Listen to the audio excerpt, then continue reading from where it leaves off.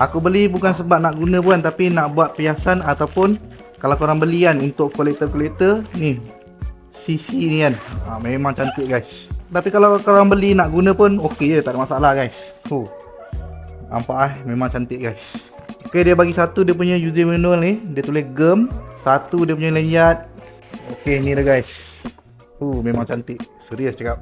Tuh dia punya detailing guys, memang baloi Coca-Cola daripada gem ni.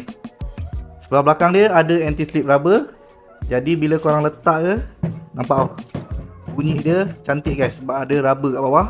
Dia punya handle material plastik, siap ada dia punya ni gem dekat sini. Untuk kapasiti air dia korang boleh isi 1200 ml.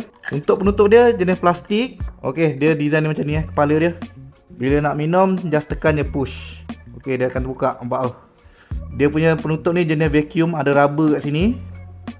Yang ni korang boleh tuangkan air. Bila korang tuang, air tu tidak akan melimpah, dia akan melalui corong ni. Okey, bila korang nak isikan air, korang just pusingkan dia. Dia akan terbuka dia jenis skru kat sini. Nampak tu. Air sejuk boleh, air panas pun boleh. Dia macam ada double wall guys kat dalam ni. Dia satu, dia punya penutup ni korang boleh jadikan cawan memang terbaik untuk geng-geng kolektor yang mengumpul barang ni jenama ni. Design pun cantik guys, memang premium. Korang boleh tekan link kat bawah.